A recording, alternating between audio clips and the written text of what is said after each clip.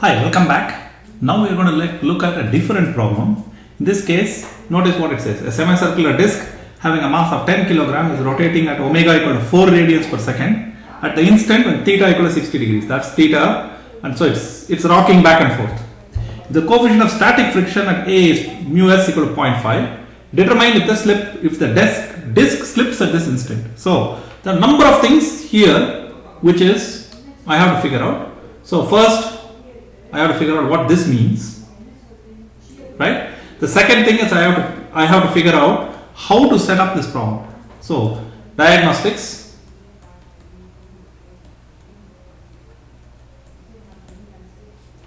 question 1, rigid body or particle. That's the highest level diagnostics you want to do. So in this particular case, that's rigid body.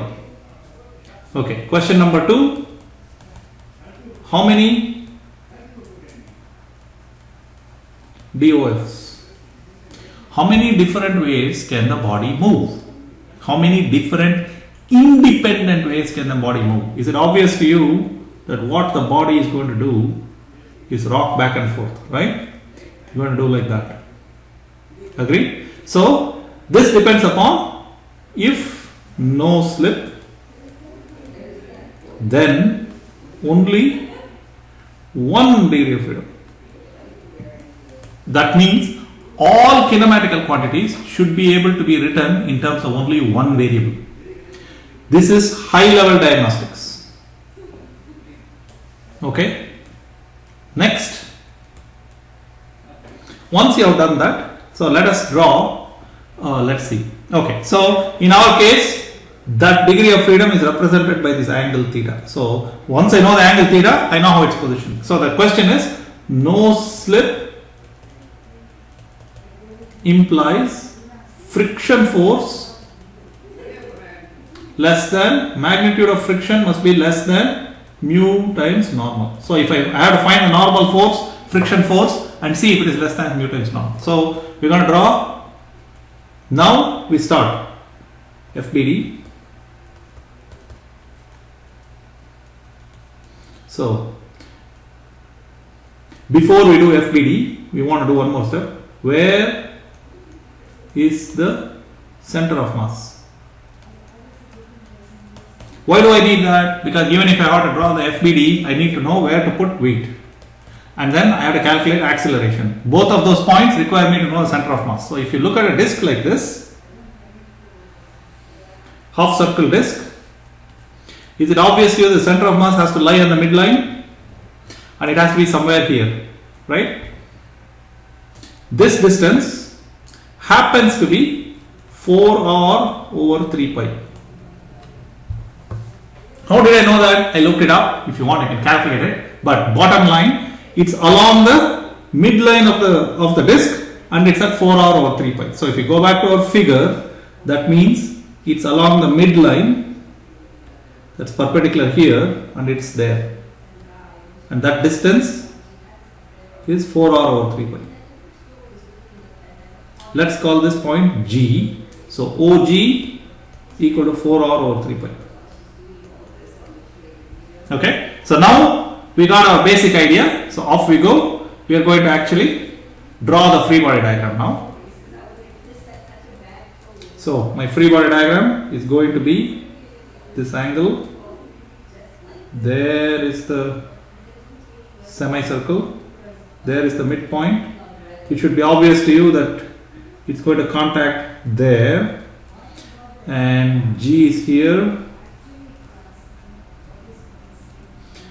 This angle is theta. So if I draw like this angle is 90 minus theta. So this angle is theta. And G is here, O is here, P is here. And I want to draw the forces. So W is acting here, right? And then I'm going to have a normal force that goes up like that. And then I'm going to have a friction force. So imagine, I don't know which way it's going to be. I'm going to make a wild guess. I'm going to put friction force like this. Newton will tell us this is whether this is right or not, and our assumption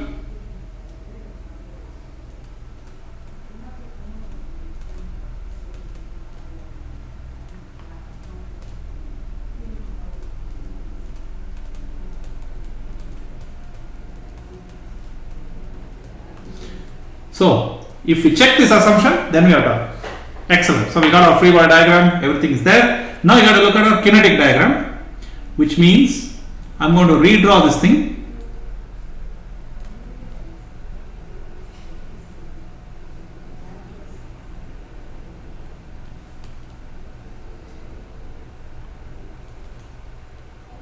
P is there, that's the point of contact. G is there, and then I'll have AY, AX, okay, and it's going to, if this angle is theta, you can see there will be an angular acceleration, and that will be alpha, and we don't know how much it is, but we know it's going to turn around that way. Make sense to you? Okay, so now the question is, this is not a polar coordinate, no canned formula.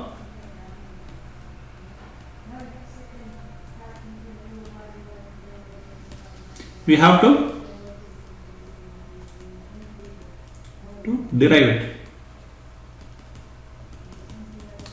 So let me show you how to think about it. Step 1, start from our nice position, that is when this thing looks like this.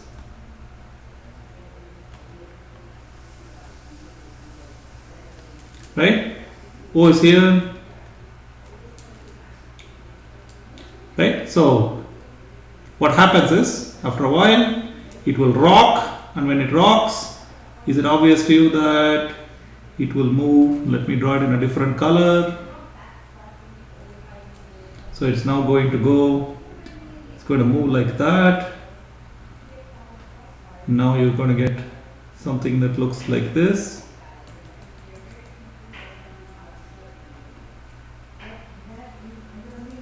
Right? And what used to be vertical here is now there, there. This distance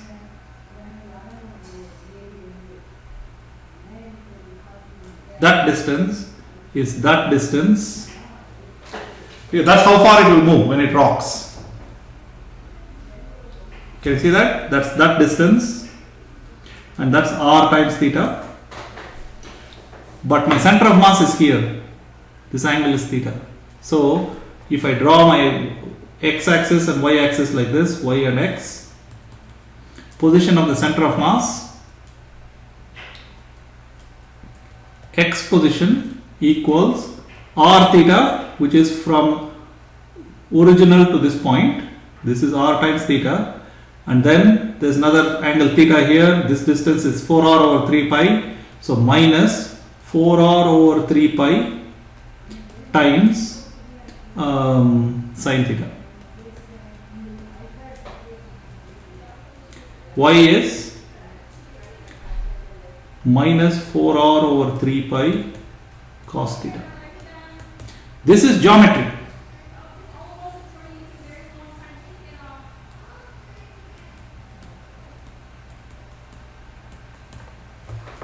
This is what you should know, and if you ask how do you know it, well, this is what you learn geometry for. Okay. Now once I got x and y, then it's pretty easy. X dot equals r theta dot minus 4r over 3 pi cos theta theta dot. Y dot equals minus 4r over 3 pi, sorry, plus 4r over 3 pi sine theta theta dot. And it's given to us. We know what is theta dot, so that's good. X double dot is the same as ax equals r theta double dot minus 4r over 3 pi plus 4r over 3 pi sine theta theta dot squared minus 4r over 3 pi cos theta theta double dot.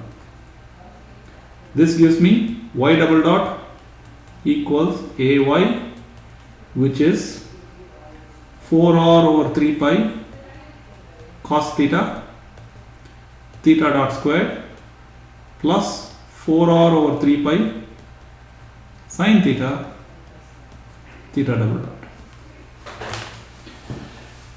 Okay, excellent. So in our particular case, it tells us, let's see, what does it tell us?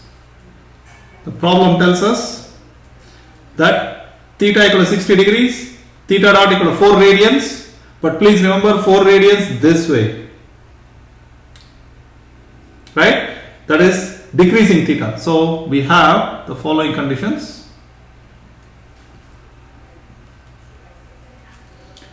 Theta equal to 60 degrees, theta dot equal to 4 radians per second, theta double dot equals, we don't know. Okay.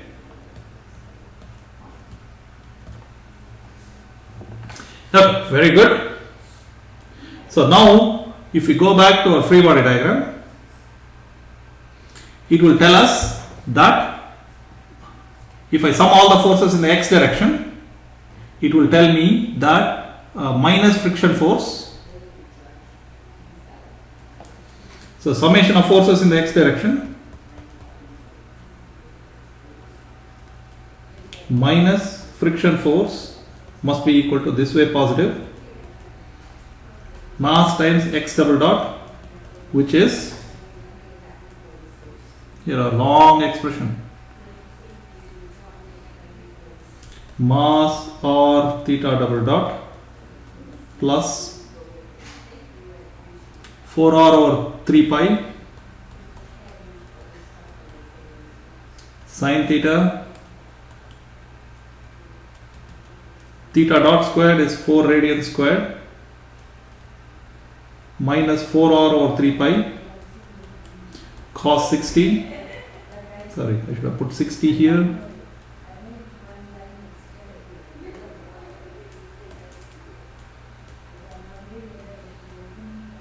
theta double dot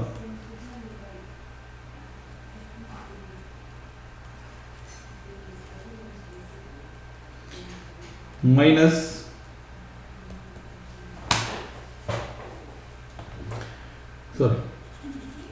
n minus mg must be equal to my double dot, which is m times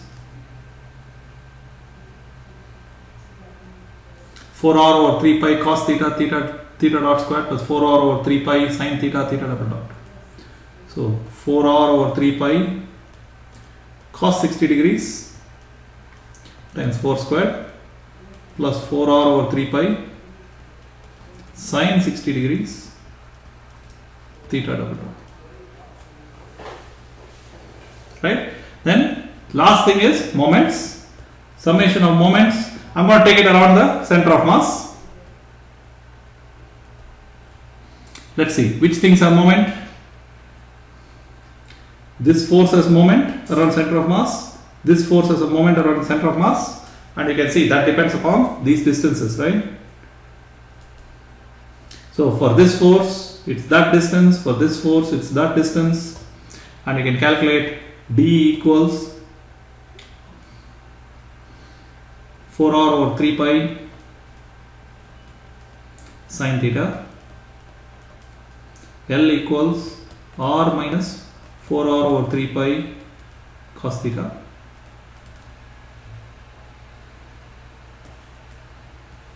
right? D is that, L is that. So you can easily calculate the torque around the center of mass, which is this one going counterclockwise, this one going clockwise. So you can see F times L going counterclockwise, M times D going clockwise. Sorry, F times L going clockwise, M times D going counterclockwise.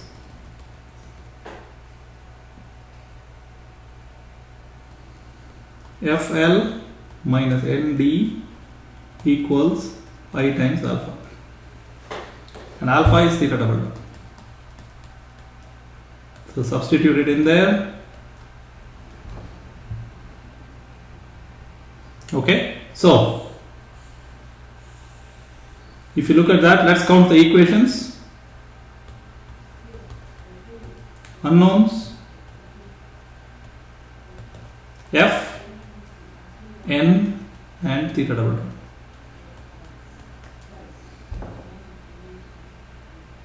Right? And you can solve for them. And check if magnitude of f is less than mu times norm. That's what you have to do. By the way, remember L and D are not. L is 4r over 3 pi. Sorry.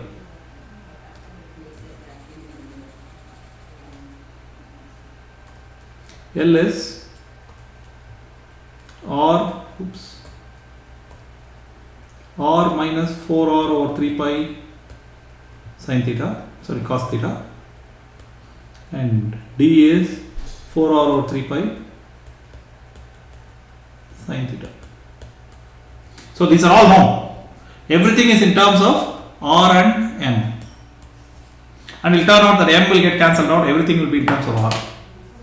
So that's it. Go plug it in and solve for it. Okay, you got the technique, right? The main thing here is the ability to write x and y. So when you don't know what to do, if there is no canned formula,